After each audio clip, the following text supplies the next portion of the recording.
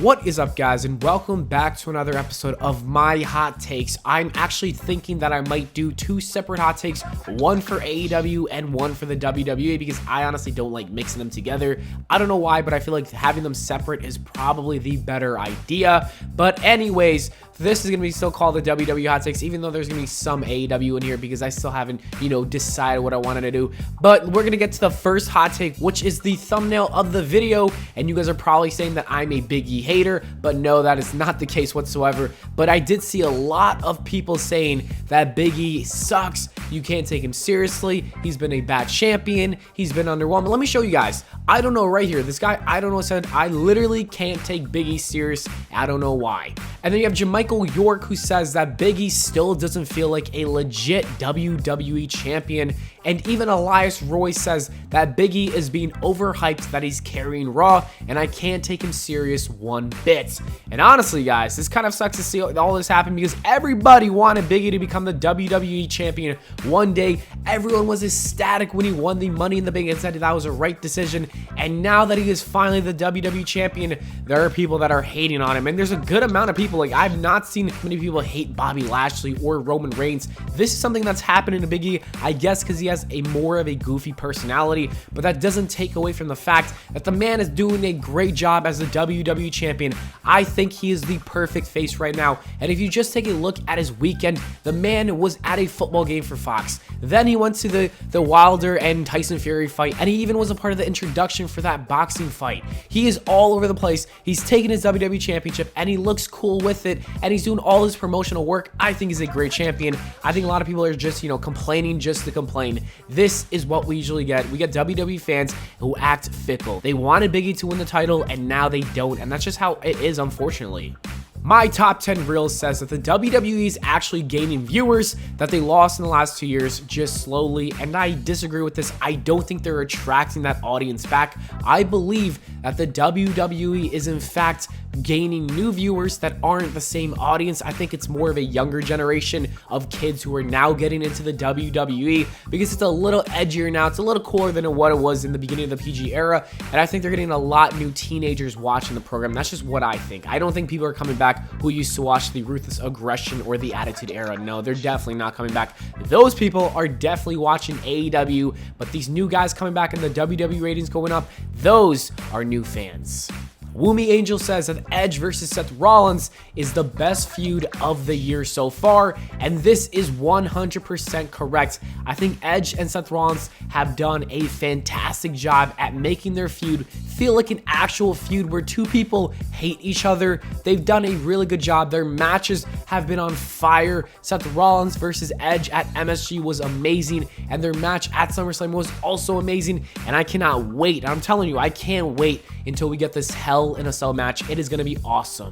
I'm Cosmic says, as much as I enjoy the story with his dad, Dominik isn't ready for the main roster, and I used to say this, but I think he is more ready now than he was before, and I'm completely fine with him being in a tag team. Like, I thought him versus Seth Rollins was a bad idea because that's a main roster player, and you don't put Dominik Mysterio, who was 23 years old, who didn't have experience that much at the time, against a top star, but him in the tag team division is completely fine. Dominik says that at WrestleMania 38, if The Rock isn't available, the main event should be either a triple threat between Roman Reigns, Brock Lesnar, and Drew McIntyre, or a fatal four-way with Bobby joining them. That is not a bad idea. I don't think Bobby Lashley is going to join them just because I feel like, it doesn't really make too much sense. He's on Raw, but Roman Reigns, Brock Lesnar, and Drew McIntyre would be a banger triple threat match, and I would not be opposed to it. Gavin Does Everything, I can tell where he got his name from, says that Seth Rollins is the best in WWE, and he is better than the tribal chief, the head of the table, Roman Reigns. And that's kind of crazy. Like, I love Seth Rollins. He is definitely a top 5 wrestler in the WWE, but he's not better than Roman in my opinion. Roman Reigns is too good. He's at a god level. He is the #1 wrestler in the world right now, and nobody is taking that away from him anytime soon. Vermont Wrestling Fan says that Bray Wyatt would be wise enough to sign with Impact Wrestling for now because AEW's roster is too stacked at the moment. No, I disagree. There's no reason why Bray Wyatt should be wrestling in front of 50 people and in front of, like, I don't know, 100,000 viewers on Twitch. That just doesn't seem right to me. Bray Wyatt is much more important. I'd rather see him in AEW with limited times of him being there than him being on Impact Wrestling every week. Philomath says that Braun Strowman was better than Omos, General Aziz, and even the Big Show when it comes to wrestling. And I gotta agree, Braun Strowman is definitely way better than Omos and General Aziz. I don't know about Big Show because, you know, at the end of the day, Big Show is a legend. He is someone I grew up watching, like, well, it's the Big Show, you know what I'm saying? Like, I can't disrespect the Big Show like that, so I will not. But we're gonna talk about Omos and General Aziz. I don't know why Braun Strowman was released, thinking that these two other guys who weren't really ready for the WWE would take his place. I would hire him back if I was Vince McMahon. It doesn't make much sense. He wants to work for the company again. Just bring him back. Get rid of Omos and General Aziz if you want. I don't care. Braun Strowman was the real big man. This guy says that Omega versus Bryan was very good, but the marks have made it way too overrated. And no, that's wrong. I was there live watching it in attendance, and everybody was standing on their feet.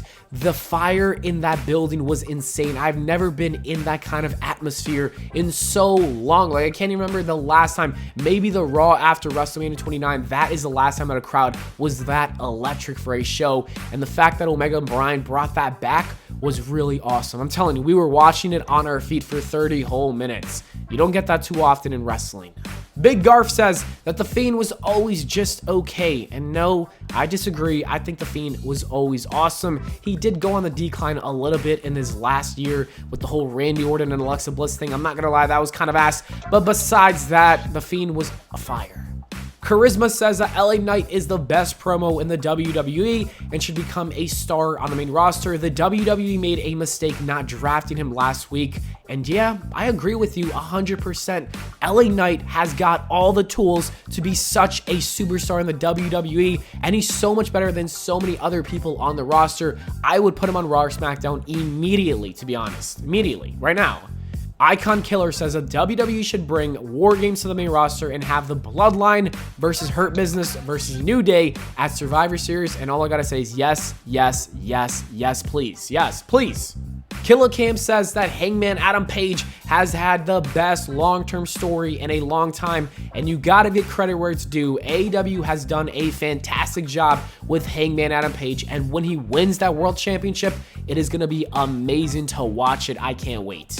Panda Penguin says Xavier Woods should be the member of the New Day to turn heel. They've run their course in my eyes, and seeing as he's the only one who hasn't won a world title, it feels fitting for Woods to do so. And I disagree. I don't think these guys should ever turn heel, or I don't think they should break up. At this point, they should just do their own thing. You have Kofi and Xavier on SmackDown. I wish that they stayed on Raw and the New Day were still together, but you know, they're doing their own thing on SmackDown. Big E's doing his thing on Raw, but I think if Xavier Woods ever wins a world title, I want to see him win it with Kofi and Big E by his side. Dante says that Stone Cold versus Bret Hart does not get enough appreciation. What are you talking about, bro? Everybody says it's one of the best WrestleMania matches of all time. Come on. Eduardo the 39 says Sami Zayn should be king of the ring. That would not be a terrible choice. If you think about it, Sami Zayn would do a fantastic and hilarious job as the king of the ring, but unfortunately he will not be going to Saudi Arabia, so that is just impossible.